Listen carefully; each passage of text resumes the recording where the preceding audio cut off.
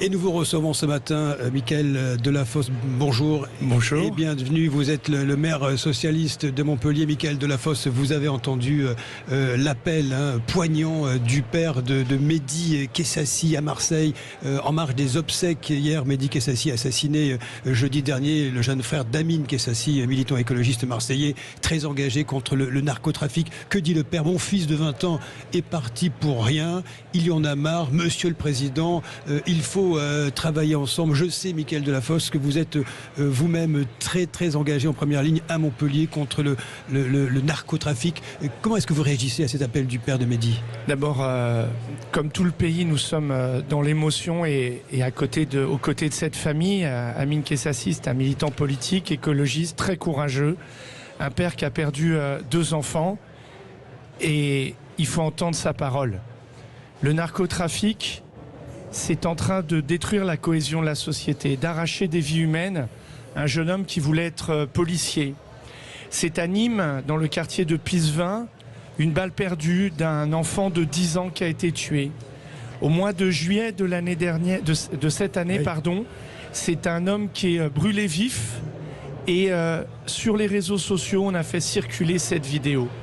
Il est temps que notre pays et que l'État prennent la mesure du phénomène de la même manière que ce que fut le terrorisme islamique après les attentats de Charlie et du 13 novembre. Vous dites que la réponse, elle tarde. Vous l'avez dit sur X.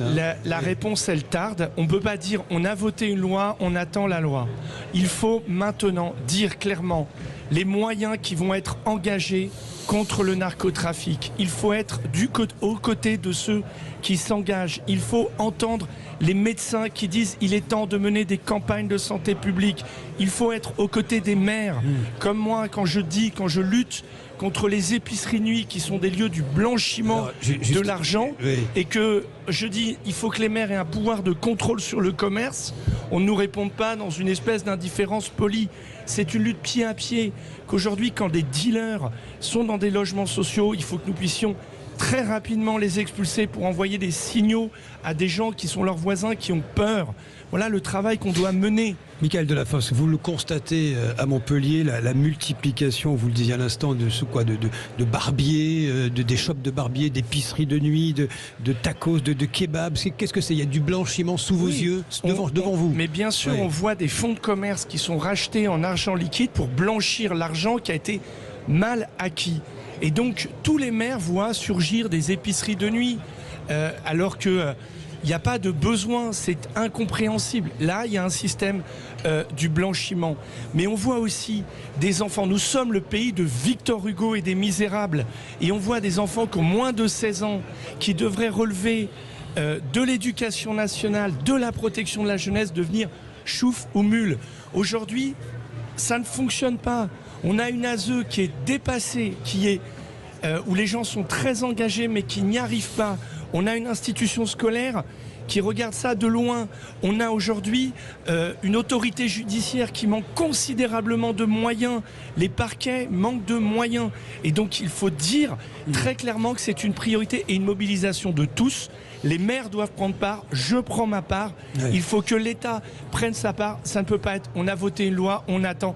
Là, ce qui s'est passé à Marseille peut se passer dans d'autres villes. C'est un crime d'intimidation politique. Et crime donc, politique, vous dites? D'intimidation pour créer la peur. Oui. Ces phénomènes sont connus en Hollande et en Belgique. Ils se produisent maintenant en France. Il faut une réponse de l'État très ferme, une mobilisation de la société totale. Il faut que les choses... Moi, j'ai découvert qu'hier, le président de la République avait organisé une réunion d'urgence à l'Élysée. J'espère que les maires de France étaient invités. J'espère qu'il faut mobiliser l'ensemble des forces face à ce phénomène qui est extrêmement inquiétant, avec des réseaux puissants, des gens qui sont très organisés, très méthodiques et qui n'hésitent pas à semer la peur. Le président, lors de cette réunion, a dit que le PNACO arrivait au 1er janvier. C'est ce que vous évoquiez à l'instant. On ne va pas attendre. Je suis très content qu'il y ait un parquet national contre le narcotrafic. Mais aujourd'hui... Et le ministre de l'Intérieur, Laurent Nunez, dit « nous leur faisons très mal ». C'est vrai ou c'est faux? Mais sans doute, quand on démantèle un ou deux réseaux, ça fait très mal. Mais aujourd'hui, il faut une mobilisation de l'ensemble des forces de la société.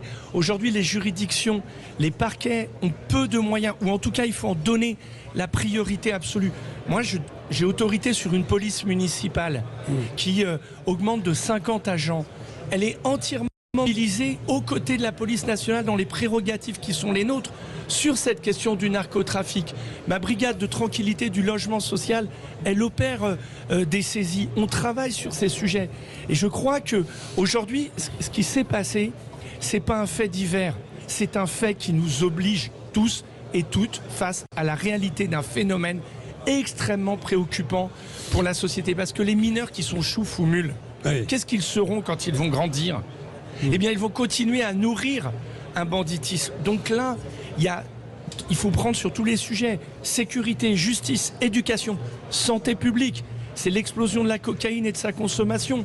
Donc des gens qui tous les sujets, vous dites à bras le corps, Mickaël Delafosse. Exact, et mobilisation de toutes les forces. Il y a aussi le phénomène de l'islamisation. Vous élevez régulièrement à Montpellier contre les manquements à la laïcité. Ça fait partie de vos combats, Mickaël Delafosse. Vous avez vu le sondage national, 42%, c'est l'IFOP qui dit ça, 42% des Français musulmans de moins de 25 ans qui ont de la sympathie pour une mouvance islamiste. Là aussi, il faut de la réaction. Il faut être très clair sur les principes qui sont les nôtres. Ce pays est très grand parce qu'il accorde à chacun la liberté de croire ou de ne pas croire. Chacun ici a le droit d'avoir sa religion. Mais en aucun cas, personne ne peut imposer sa religion à l'autre. Et donc, dans le service public, c'est le principe de neutralité. Dans l'enseignement, on ne conteste pas le contenu des enseignements. Et quand certains ont comme projet la religion comme projet politique, les intégristes catholiques, les islamistes, eh bien, il faut que la gauche et il faut que la République soient très fermes et réaffirment le principe de laïcité. Ceux qui pensent que la loi de Dieu est plus importante que la loi de la République doivent trouver les maires, j'en suis, dans une réponse extrêmement ferme. On voit bien qu'aujourd'hui, il y a des gens qui ont un autre projet politique qui, et sur ces idées-là, conduisent à du fanatisme, aux choses atroces que notre pays, le fanatisme islamique que notre pays a connu. Ce sondage, il faut le prendre et il faut juste, je le dis, à ceux qui se réclament de la gauche. Nous, on est en soutien de la... Vous le dites à qui, pour être précis, Mickaël Delafosse? Je soutiens à ceux qui parfois se transforment en premiers défenseurs de la bigoterie. Vous voyez, moi, quand je vois des petites filles qui sont voilées, je me dis, mais c'est pas un projet émancipateur. Nous, quand on défend l'éducation, l'esprit des Lumières, c'est pas ça que nous défendons. Et donc, nous, on défend la liberté de croire ou de ne pas croire. Ça relève de l'intime, de lieux de culte qui doivent être protégés et exister, mais ça ne peut pas être un projet politique. Moi, j'ai un projet politique, il est social, émancipateur, de règles qui garantissent la protection de chacun, donc laïque. Mickaël Delafosse, il y a eu cette polémique avec la députée Nathalie Osiol, la France Insoumise, qui avait refusé dans une vidéo d'employer le terme de fanatique musulman pour qualifier l'assassin de Samuel Paty. Vous accusez LFI de jouer sur ce terreau-là? Moi, je vais vous dire, j'étais extrêmement surpris, choqué que cette députée LFI de Montpellier soit allée répondre à une interview d'une chaîne communautaire dont le projet est l'islam politique, Oumma, et expliquer que Samuel Paty, professeur de la République, n'a pas été tué par un fanatique musulman, pas par un fanatique islamique, mais par un manque de moyens de l'éducation nationale. Il y a peut-être eu des manquements dans l'éducation nationale, mais celui qui a décapité Samuel Paty était un fanatique musulman, un fanatique islamiste. Il a tué au nom de Dieu. Et quand même, je le dis, il faut arrêter de flatter. Enfin, c'est se perdre que faire cela. Et donc, voilà, moi je vous cache pas que ça m'a sidéré de découvrir qu'on pouvait à ce point relativiser la mort d'un professeur comme Samuel Paty ou de Dominique Bernard qui ont été tués par le fanatique islamiste et le fanatisme religieux. C'est le plus grand fléau que l'humanité a à affronter. Tout dernier mot avec vous, Mickaël Delafosse, parce qu'une campagne s'engage, elle est déjà en cours au municipal à Montpellier. Il y a les transports gratuits. Vous avez mis en place la gratuité pour tous. Oui, ça vous a été reproché, ça. Je suis critiqué, mais moi je défends cette mesure parce que c'est une mesure pour la France qui travaille, pour les retraités avec petite pension. La gratuité des transports, c'est concilier le pouvoir d'achat et l'écologie. D'ailleurs, j'ai observé que la France Insoumise avait combattu ce que je faisais là-dessus. Bon, dont acte. Mais il y a des gens qui disent « Ah, mais on ferait mieux de faire payer les usagers, comme ça on serait moins nombreux. » Je viens de prendre le métro à Paris. Les tarifs ne cessent d'augmenter et je crois que les gens sont un petit peu nombreux dans les transports. Mais j'invite pour les municipales à défendre cette idée de la gratuité de transport. Parce qu'aujourd'hui, dans notre pays, pour beaucoup de nos concitoyens, la vie est dure alors qu'ils travaillent. Et donc il faut accompagner. Et là, les maires peuvent agir en soutenant le pouvoir d'achat et en relevant les défis écologiques. Vive la gratuité des transports. Et Montpellier sera un théâtre de bagarre entre le maire socialiste sortant que vous êtes et la France Insoumise qui en a fait un objectif national très court pour répondre à ça. Oui, dont acte. Moi, je continuerai à parler, à défendre le logement social, la gratuité des transports, à dire que la gauche doit aborder de front les problèmes de sécurité parce que ce sont toujours les gens les plus modestes qui en sont victimes. Et ensuite, ce sont les électeurs et électrices qui tranchent. Mais parlons des idées, parlons des projets, loin des outrances, loin des invectives qui, elles, divisent notre pays.